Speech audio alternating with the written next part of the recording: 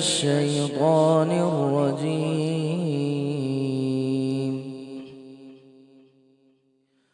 بسم الله الرحمن الرحيم.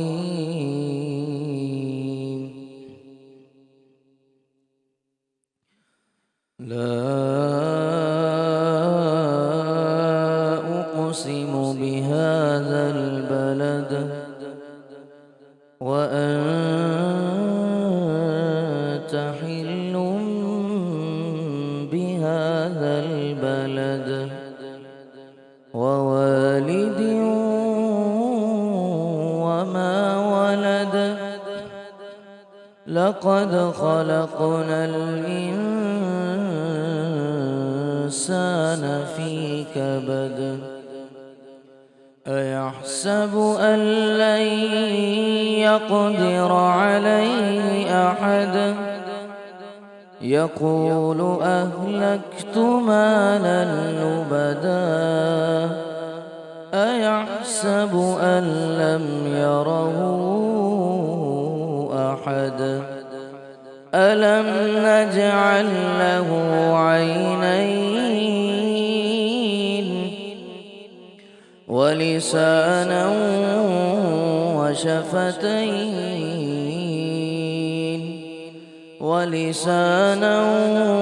وشفتين وهديناه النجدين فلاقتحم العقبة وما أدراك ما العقبة فك رقبة أو إطعام في يوم ذي مسغبة يتيما ذا مقربة أو مسكينا ذا متربة ثم كان من الذين آمنوا وتواصوا بالصبر وتواصوا بالمرحمة أولئك أصحاب الميمنة والذين كفروا بآياتنا هم أصحاب المشأمة عليهم نار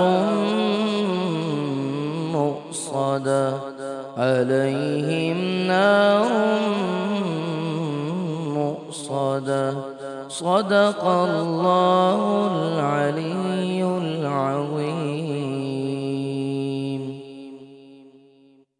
اللہ کے نام سے شروع جو بہت مہربان نہایت رحم فرمانے والا ہے.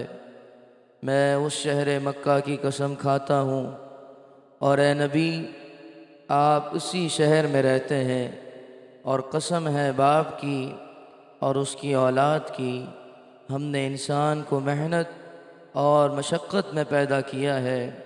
کیا وہ سمجھتا ہے کہ اس پر کوئی قابو نہیں پا سکتا؟ وہ کہتا ہے میں نے بہت مال خرچ کر دیا. کیا وہ سمجھتا ہے کہ اسے کسی نے دیکھا ہی نہیں؟ کیا ہم نے اسے 2 آنکھیں نہیں دی اور 1 زبان اور 2 ہونٹ نہیں دیے اور ہم نے اسے صحیح اور غلط دونوں راستے دکھا دیے لیکن وہ مشکل راستے پر نہیں چلا. اور تم کیا جانو وہ مشکل راستہ کیا ہے؟ کسی غلام کو آزاد کرنا یا بھوک کے دن کو کھانا کھلانا، کسی قریبی یتیم کو یا بہت غریب اور محتاج کو. پھر وہ ان لوگوں میں شامل ہو جو ایمان لائے اور ایک دوسرے کو صبر کی نصیحت کرتے رہے اور ایک دوسرے کو رحم کی تلقین کرتے رہے. یہی لوگ کامیاب ہیں اور جنہوں نے ہماری آیات کا انکار کیا وہ بدبخت ہیں. ان پر آگ چاروں طرف سے بند کر دی گئی ہے.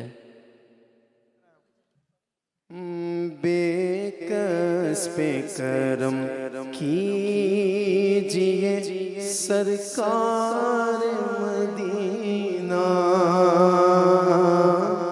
بے کس پہ کرم کیجئے سرکار مدینہ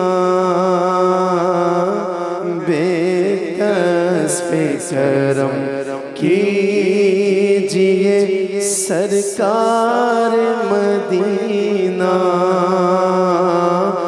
گردش میں ہے تقدیر بھور میں ہے سفینہ بے کس پہ کرم کیجئے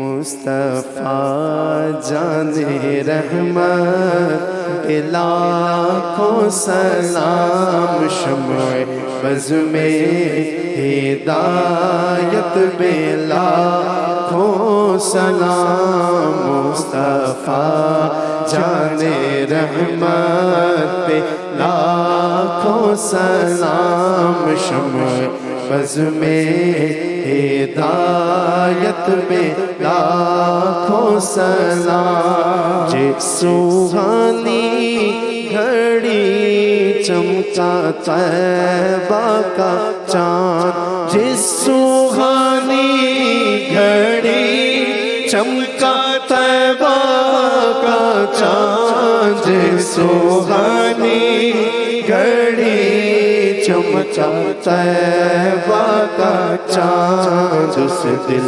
افروز ساعت پہ لاکھوں سلام مصطفیٰ جان رحمت پہ لاکھوں سلام ہم غریبوں کے آقا پہ بے حد درود ہم غریبوں کے آقا پہ بے حد درود ہم فقیروں کی ثروت پہ لاکھوں سلام مصطفیٰ جان رحمت پہ لاکھوں سلام یا نبی سلام علیکہ یا رسول سلام علیکہ یا حبیب سلام علیکہ یا حبیب سلام علیکہ صلوات اللہ علیکہ صلوات اللہ علیکہ رحمتوں کے تاج والے دو جہاں کے راج والے رحمتوں کے تاج والے دو جہاں کے راج والے عرش کی معراج والے عرش کی معراج والے عاصیوں کی لاج والے قل یا نبی سلام علیکہ یا رسول سلام علیکہ یا حبیب سلام علیکہ صلوات اللہ علیکہ جان کر کافی سہارا جان کر کافی سہارا لے لیا ہے در تمہارا لے لیا ہے در تمہارا خلق کے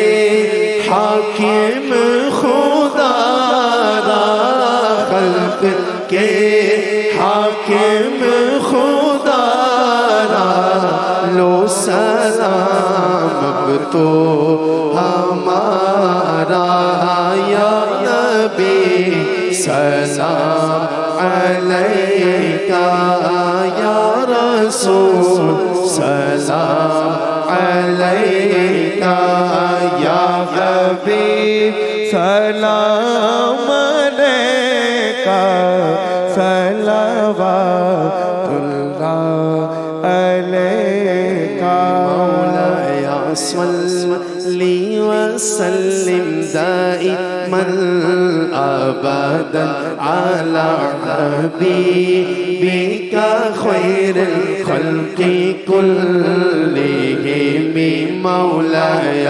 صلی وسلم دائما ابدا على حبيبك خير الخلق كلهم مولاي صلی وسلم دائما ابدا على حبيبك خير الخلق كلهم محمد سيد الكونين وثقلين محمد سيد الكونين وثقلين والفريقين من عرب ومن عجم مولاي صلي وسلم دائما ابدا على حبيبك خير الخلق كلهم ایک دن جبریل سے کہنے لگے شاہ امم ایک دن جبریل سے کہنے لگے شاہ امم تم نے دیکھا ہے جہاں بتلاؤ تو کیسے ہم عرض کی جبریل نے مہجبی محترم عرض کی جبریل نے مہجبی محترم آپ کا کوئی مماثل آپ کا کوئی مماثل ہی نہیں رب کی قسم نہ کوئی آپ جیسا تھا نہ کوئی آپ جیسا ہے نہ کوئی آپ جیسا تھا نہ کوئی آپ جیسا ہے نہ کوئی آپ جیسا نبی نہ کوئی آپ جیسا ہے نہ کوئی نبی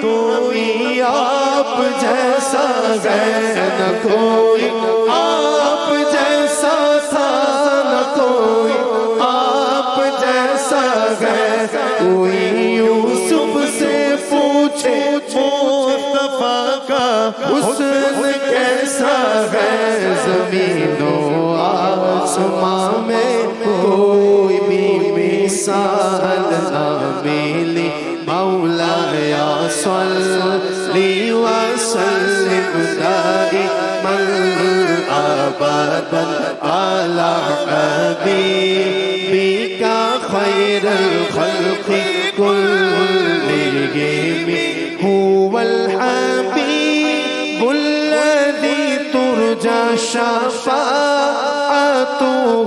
هو الحبيب الذي ترجى شفاعته لكل حول من الأحوال مقتحم مولاي صلي وسلم دائما أبدا على حبيبك خير الخلق كلهم میٹھا میٹھا ہے میرا میرے محمد کا نام میٹھا میٹھا ہے میرے محمد کا نام ان پر لاکھوں کروڑوں درود و سلام ان پر لاکھوں کروڑوں درود و سلام وہی حسنی حسینی چمن کے ہیں پھول جانے مولا علی جانے زہرا بطول وہی حسنی حسینی چمن کے ہیں پھول جانے مولا علی جانے زہرا بطول جن کے نانا شہ انبیاء مرسلین ان پہ لاکھوں کروڑوں درود و سلام ان پہ لاکھوں کروڑوں درود و سلام میٹھا میٹھا ہے میرے محمد کا نام وقت لائے خدا جائے دربار پر وقت لائے خدا جائے دربار پر اور کھڑے ہو کے روزائے سرکار پر وقت لائے خدا جائے دربار پر اور کھڑے ہو کے روزائے سرکار پر پیش مل کر کرے سب درود و سلام ان پہ لاکھوں کروڑوں درود و سلام ان پہ لاکھوں کروڑوں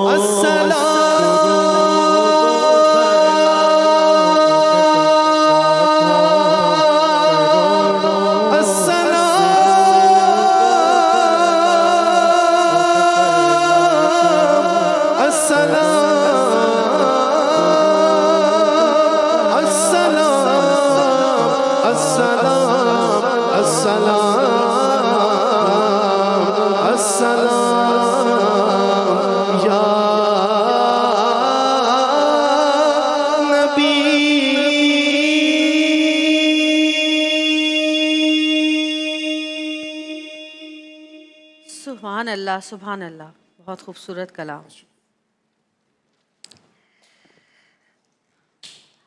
آج بارات چلی لاڈلی کی، کیا روایت ہے یہ زندگی کی۔ آج بارات چلی لاڈلی کی، کیا روایت ہے یہ زندگی کی۔ کتنے نازوں سے پالا تھا ہم نے، ہر طرح سے سنبھالا تھا ہم نے۔ ہائے ہم سے جدا ہو رہی ہے، گھر میں چھپ چھپ کے وہ رو رہی ہے۔ آج بابل کا رونا نہ پوچھو، اور ماں کا تڑپنا نہ دیکھو۔ سونا سونا ہوا گھر کا آنگن، لے گیا اس کو ساجن۔ گھر میں ہر جا نظر آئے گی تو، بھائی بہنوں کو تڑپ آئے گی تو۔ پیار سسرال میں اتنا پائے، یاد میکے کی ہرگز نہ آئے۔ پیار سسرال میں اتنا پائے، یاد میکے کی ہرگز نہ آئے۔ تجھ کو جانا تھا ایک روز بیٹی، گھر بسانا تھا ایک روز بیٹی۔ سر پہ سایہ ہو میرے خدا کا، ہاتھ چھوٹے کبھی نہ وفا کا۔ ہمارے گھر سے جب بیٹیاں رخصت ہوتی ہیں تو ان کے لیے یہ صحرا اور یہ رخصتی پڑھی جاتی ہے۔ قرآن پاک کے سائے میں، دعاؤں میں، آنسوؤں میں، خوشیوں میں خوشی اور غم کی ملی جلی کیفیت میں بیٹیوں کو رخصت کیا جاتا ہے، لیکن اس کے بعد انہی بیٹیوں کی کہیں جلی ہوئی لاشیں گھر آتی ہیں، کہیں کٹی ہوئی لاشیں گھر آتی ہیں، کہیں زہر دے کے مار دیا جاتا ہے، کہیں اتنا تشدد کیا جاتا ہے کہ وہ زندگی گزارنے کے لیے ان کے خواب، ان کی امیدیں چکنا چور ہو چکی ہوتی ہیں۔ اور یہ سب کچھ کس لیے کیا جاتا ہے؟ جہیز کے نام پر۔ کتنی ہی لڑکیاں ہیں جو جہیز کے نام پر جلا دی جاتی ہیں، مار دی جاتی ہیں، دفنا دی جاتی ہیں۔ ایسا کیوں ہے؟ یہ سچ ہے کہ دنیا میں ہر جگہ شادی ایک بہت بڑی چیز ہے، کیونکہ شادی نہ ہو تو زندگی آگے نہیں بڑھتی۔ اور اگر ہم اسلام کی روح سے دیکھیں تو شادی ایک ایسا خوبصورت، پاکیزہ، مقدس رشتہ ہے جو نکاح کے بندھن سے باندھا جاتا ہے۔ لیکن اگر آج کل کے دور میں آپ شادیوں پر نظر ڈالیں، شادی یقیناً بہت اہمیت رکھتی ہے۔ اگر آپ اپنے آس پاس دیکھیں تو جب سے لڑکیاں پیدا ہوتی ہیں ہمارے ملک میں، اگر ہم اپنے ملک کی بات کریں تو ان کے دماغ میں یہی ڈالا جاتا ہے کہ شادی کرنی ہے، شادی کرنی ہے۔ مائیں جو ہے ان کا جہیز جوڑنا شروع کر دیتی ہیں، ذرا سی اور بڑی ہوتی ہیں تو ان کو خود فکر لگ جاتی ہے اپنی شادیوں کی۔ ہمارے یہاں کوئی بھی چیز شادی کے بغیر نہیں ہے۔ کہانیاں، افسانے، خبریں، ڈرامے، مارننگ شوز، فلمیں، ہر جگہ ایک مین چیز ہوتی ہے، وہ ہوتی ہے شادی۔ اور ہر گھر میں یہی مسئلہ ہے۔ آج کل جو شادیاں کی جا رہی ہیں آپ دیکھ سکتے ہیں، اتنی فضول خرچی شادیوں کے نام پر کی جا رہی ہے۔ کہیں ڈالر لٹائے جا رہے ہیں، کہیں لوگ بڑے بڑے چیزیں، بڑی بڑی گاڑیاں اور بڑا انتظام کرتے ہیں، جی دلہا دلہن آ رہے ہیں، کہیں بڑے بڑے سٹیج بنائے جا رہے ہیں، بہت بڑے بڑے انتظام کیے جا رہے ہیں، کروڑوں روپے شادیوں پر لگائے جا رہے ہیں۔ اتنا پیسہ کا ضیاع کیا جا رہا ہے کہ ان پیسوں میں شاید آپ 100 لڑکیوں کی شادیاں کرا سکتے ہیں، ان لڑکیوں کی جن کی شادیاں کر نہیں سکتے ان کے ماں باپ۔ ہمارے یہاں ایک ٹرینڈ بن گیا ہے اب کہ شادی اپنے لیے نہیں، سوشل میڈیا کے لیے کی جاتی ہے۔ صرف سوشل میڈیا کی ریلز دکھانے کے لیے، بنانے کے، لوگوں کو دکھانے کے لیے۔ اور پھر وہ لڑکیاں جن کے ماں باپ ایسی شادی تو دور کی بات ہے، شادی ہی افورڈ نہیں کر سکتے، وہ لڑکیاں اپنے بہن بھائیوں پر، ماں باپ پر زور ڈالتی ہیں کہ ہمیں بھی یہ چاہیے، ہمیں بھی یہ چاہیے۔ کیونکہ ہمارے یہاں ٹرینڈ بن چکا ہے، لوگ جو دیکھتے ہیں چاہتے ہیں ہم بھی ایسا کریں، اور پھر اس چیز کو پورا کرنے کے لیے ماں باپ در در کی ٹھوکریں کھاتے ہیں، قرضے مانگتے ہیں، لوگوں سے بھیک مانگتے ہیں بھائی، اور کہیں کہیں تو ایسا بھی ہوتا ہے کہ چوری کرتے ہیں، ڈکیتی کرتے ہیں، غلط کام کرتے ہیں کہ جی ہم تو صحیح ہیں، ہمیں تو بہن کی شادی کرنی۔ لیکن ایسا کیوں ہے؟ ایسا کیوں ہو گیا ہے؟ اگر ہم اسلام کی روح سے دیکھیں تو نبی پاک صلی اللہ علیہ وسلم کی حدیث کا مفہوم یہی ہے کہ سادگی سے نکاح میں جتنی برکت ہے اتنی کسی نکاح میں برکت نہیں ہے۔ اور اگر ہم بات کرتے ہیں جہیز کی، جہاں منہ پھاڑ پھاڑ کے جہیز مانگا جاتا ہے، تو آپ دیکھیں کہ جہیز کا تو کہیں تذکرہ ہے ہی نہیں۔ نبی پاک صلی اللہ علیہ وسلم نے اپنی بیٹی کو چند چیزیں دی تھیں جن کا مفہوم کچھ یوں ہے۔ کچھ روایت میں آیا ہے کہ بستر اور تکیہ، کھجور اور چکی۔ کچھ روایت میں آیا ہے کہ پلنگ، بستر، تکیہ، کھجور، چکی، اور شاید 1-2 برتن۔ 2 چادروں کا بھی ذکر آیا ہے، ایک رنگین اور ایک کالی۔ لیکن اس چیز کو بنیاد بنا کر اگر آپ یہ سوچیں کہ ہم اپنے بچوں کو اتنا جہیز دیں گے، اتنا جہیز دیں گے کہ رسول صلی اللہ علیہ وسلم کی سنت ہے، تو یہ غلط ہے۔ کسی بھی چیز میں فضول خرچی غلط ہے۔ آپ اپنی خوشی سے جو دینا چاہیں دیں، لیکن اتنا نہیں کہ جس کو دیکھ کر دوسرا سوچے کہ ہم کیا کریں گے اب۔ بہت سارے گھر میں بہن بھائی ہوتے ہیں، کچھ دے پاتے ہیں کچھ نہیں دے پاتے ہیں، احساس کمتری کا شکار ہو جاتی ہیں بچیاں۔ سسرال والے تانے دیتے رہتے ہیں کہ جہیز نہیں ہے، جہیز نہیں ہے۔ اگر ہم اپنے پاکستان میں ہی دیکھیں تو ملتان، اسلام آباد، شیخ پورہ، کراچی، کتنے ہی شہر ایسے ہیں جن میں پچھلے سال، اس سے پچھلے سال کتنے ہی لڑکیوں کو جلا کر مارا گیا، کاٹ کر مار دیا گیا، تشدد کیا گیا، صرف اس وجہ سے کیونکہ جہیز کم لائی تھی۔ ایک کا تو جہیز بھی جلا دیا گیا، اس کو احساس دلایا گیا مار مار کے کہ نہ تم کسی قابل ہو، نہ تمہاری کوئی حیثیت ہے، اور نہ تمہاری لائی ہوئی چیزوں کی کوئی حیثیت ہے۔ کیا جہیز اتنا ضروری ہے کہ جس کے بغیر لڑکیوں کی شادی نہیں ہو سکتی؟ اگر جہیز کی لعنت ختم ہو جائے تو مجھے لگتا ہے کہ جتنی لڑکیاں گھر بیٹھی ہوئی ہیں نا، اس میں سے 99% اپنے اپنے گھروں کی ہو جائیں۔ قرآن پاک کی سورہ نساء میں آیت نمبر 4 میں مردوں کو حکم دیا گیا ہے کہ عورتوں کا جو مہر ہے خوشی خوشی ان کو دے دو، اور نبی پاک صلی اللہ علیہ وسلم کی حدیث کا مفہوم ہے کہ مہر کو آسان بناؤ۔ یعنی کہ بہت ساری خواتین ایسی ہیں جو مہر کی بڑی رقم لکھواتی ہیں، کروڑوں روپے، کہتی ہیں جی ہماری سیکیورٹی ہے، کروڑوں روپے لکھواتی ہیں، کچھ کم لکھواتے ہیں، لیکن مہر فوراً دے دینا افضل ہے، اور اگر عورت معاف کر دے تو آپ نہ بھی دیں، لیکن یہ عورت کا حق ہوتا ہے۔ ہمارے اسلام میں تو عورت کی سیکیورٹی کی بات کی گئی ہے، نہ کہ عورت سے پیسہ لینے کی بات کی گئی ہے۔ اس کے علاوہ اگر آپ شادیوں میں دیکھتے ہیں تو فائرنگ ہو رہی ہے، اتنی فائرنگ ہوتی، کہتے جی ہماری جو ہے یہ ہماری روایت ہے کہ اگر فائرنگ نہیں ہوگی تو دولہا میں دم ہی نہیں ہے۔ یہ کس قسم کی روایتیں ہیں؟ غرض عجیب و غریب چیزیں ہونے لگ گئی ہیں شادیوں کے نام پر۔ ناچ شروع ہوتا ہے تو ختم ہونے کا نام ہی نہیں لیتا ہے، لوگ بھوکے بیٹھے ہوئے، کھانا کب ملے گا، 2 آئٹم اور رہ گئے، اچھا بھائی 2 آئٹم اور ہو جائیں پھر کھانا کھائیں گے۔ وہ جو ایک نکاح کا جو تقدس ہے، ایک مقدس یہ جو نکاح کی ایک جو وہ ہے، کیا کہنا چاہیے، برکت ہے، اس کو ختم کر دیا گیا، پامال کر دیا گیا۔ آج اگر میں اپنی بات کروں تو میرا 51,000 روپے مہر تھا، اور جہیز مجھ سے کچھ بھی نہیں لیا تھا۔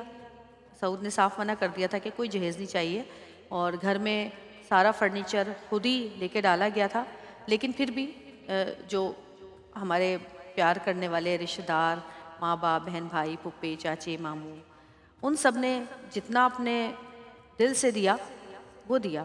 کسی نے فریج دیا، کسی نے گیزر دیا، کسی نے برتن دیے، کچھ اس طرح سے، کسی نے اپنی طرف سے سیٹ دیے، سونے کے انگوٹھی دی، یہ دی وہ دی، لیکن سعود نے مجھ سے ایک سوئی برابر بھی جہیز نہیں لیا۔ اگر وہ چاہتے تو لے سکتے تھے، میں تو ٹی وی پہ آتی تھی، ایکٹریس تھی، اور یہاں تک کہ مہندی جو کی گئی تو ہم نے کہہ دیا تھا کہ بھائی ہم اتنے سارے لوگوں کی مہندی نہیں کر سکتے، کیونکہ ان کے بہت ملنے والے تھے، امریکہ، دبئی، پوری دنیا سے لوگ آئے ہوئے تھے، تو مہندی بھی انہوں نے خود کی، ہم نے 1 روپیہ خرچ نہیں کیا۔ میرا اتنا خرچہ ہوا ہی نہیں شادی میں، کیونکہ سب کچھ سعود نے کیا۔ تو میں دعا کرتی ہوں کہ ہر لڑکی کو ایسا شوہر ملے جو کہ 1 روپیہ بھی اس سے جہیز نہ لے، یہاں تک کہ شادی کا خرچہ بھی خود کرنا چاہیے۔ ہماری دنیا کہاں جا رہی ہے، ہم کون سی دنیا میں جا رہے ہیں؟ ہم دوسرے ممالک کے لوگوں کو برا بھلا کہتے ہیں، لیکن آپ دیکھیں اتنی سادگی سے ان کی شادیاں ہوتی ہیں، حالانکہ وہ مسلمان بھی نہیں ہیں، چند لوگ بلا کے شادی ہو جاتی ہے ان کی۔ لیکن ہمارے یہاں رسمیں کریں، خوشیاں منائیں جتنی منا سکتے ہیں، لیکن فضول خرچی، وہ جو شادی تھی جس میں ڈالرز لٹائے جا رہے تھے، آپ کو پتہ ہے وہ ایک دوسرے کے اوپر لوگ گرے ہیں، کتنے لوگ زخمی ہوئے ہیں، آپ لوگوں نے بھی دیکھی ہوگی وہ ویڈیو۔ یہ کیا ہے سب؟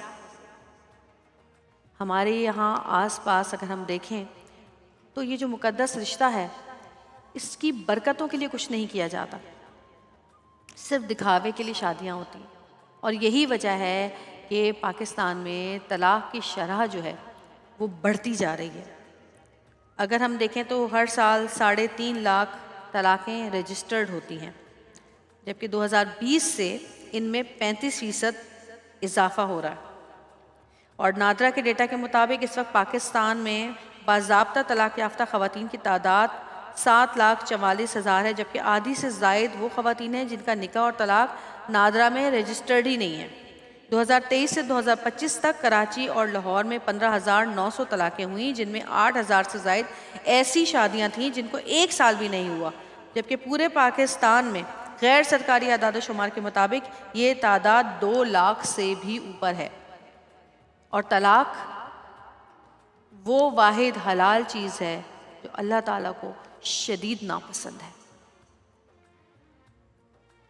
آج کل اگر ہم صرف لڑکے والوں کی بات نہیں کریں اور صرف لڑکی والوں کی بھی بات کریں تو وہاں پہ بھی یہی ہونے لگا ہے کہ لڑکیاں جو ہیں وہ اپنے سے بڑی عمر اور امیر انسان کو ڈھونڈتی ہیں تاکہ انہیں آگے زندگی میں مسائل نہ ہوں۔ تو کہیں سے کوئی بھی ہلکا نہیں آ رہا ہے، سب جگہ ہر انسان اپنے اپنے طریق کوشش کر رہا ہے کہ اس مقدس رشتے کو کسی بھی طرح اپنے لیے فائدہ مند بنایا جائے۔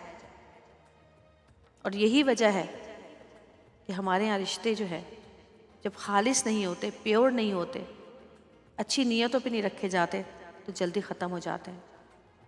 تو اگر ہم قرآن و سنت کی روشنی میں دیکھیں تو نکاح ایسی عظیم چیز ہے، اتنا خوبصورت اور مقدس رشتہ ہے کہ اگر اس کو اسی طریقے سے جوڑا جائے، اس بندھن میں باندھا جائے جو طریقہ ہمیں اسلام میں نبی پاک صلی اللہ علیہ وسلم نے بتایا ہے، تو یقیناً ہماری زندگی بھی بہت برکتوں والی گزرے گی اور رشتے میں بھی بہت برکتیں ہوں گی۔ چھوٹی سی بریک لیں گے، ہمارے ساتھ رہیے گا اور دیکھتے رہیے گا پیارا رمضان۔